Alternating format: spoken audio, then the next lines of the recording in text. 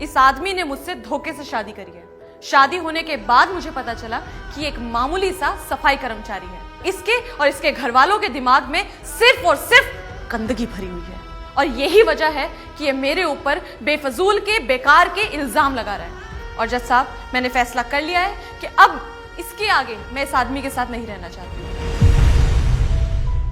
तुम्हें अपनी सफाई में कुछ कहना है? एक सफाई कर्मचारी जिसने समाज की गंदगी साफ करी, आज उससे कहा जा रहा है कि अपनी सफाई में कुछ कहना है। जैसा इन्होंने कहा कि हमने इनसे धोखे से शादी करी, इन्हें पता नहीं था कि हम सफाई कर्मी हैं। क्या ये बात इन्हें इतने बड़े पद में नौकरी लगने के बाद, हमसे 2 बच्चे होने के बाद पता लगी? इन्होंने हमें, हमारे माँ बाप को भला बुरा कहा, हम बर्दाश्त कर गए, पर आज ये हमें हमारे बच्चों से तक मिलने नहीं दे रही है। हम मानते हैं कि आदमी भी गलत होते हैं, बहुत आदमी गलत होते हैं। क्या हमेशा गलत होते हैं? हम ये भी मानते हैं कि औरत को ही आदमी की तरह जीने का अधिकार है, आजादी का अधिकार है। पर शादी के इतने साल बाद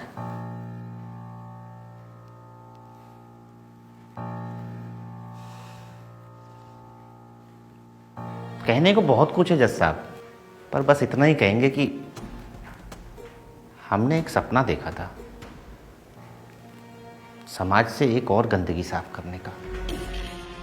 और वो सपना ये था कि अक्सर लड़की की शादी के बाद ससुराल में उसको बेटी नहीं बहू समझा जाता है। बहू जिसका काम होता है चूल्हा चौका करना, सास ससुर की देखभाल करना, पति की देखभाल करना, बच्चों की देखभाल करना। हमने उससे कहीं आगे आकर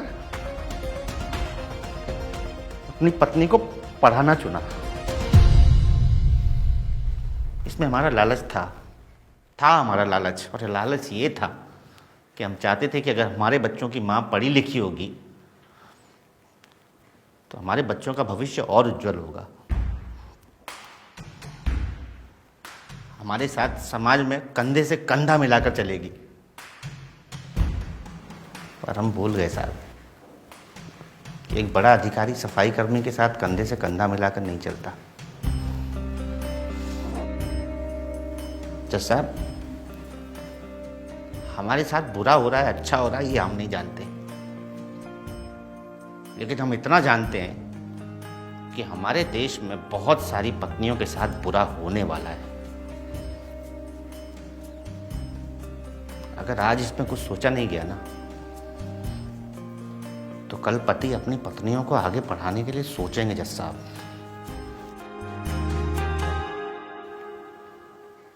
हम सफाई कर्मचारी हैं, हमें इस बात पर गर्व है। ये भूल गई कि इनकी आगे की पढ़ाई का पैसा वही सफाई कर्मचारी के पैसों से आया था। वो फीस उसी तनख्वाह में से भरी गई थी।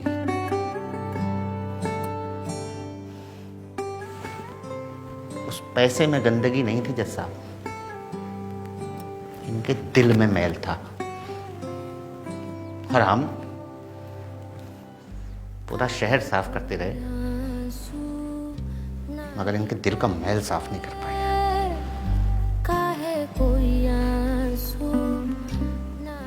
शहर की सफाई हम देख लेंगे जज साहब, दिलों के इस मैल की सफाई आपको करनी होगी, वरना बहुत सारी औरतें अपने अधिकार से वंचित हो जाएंगी जज साहब। काहे कोई आंसू नहीं बरसे।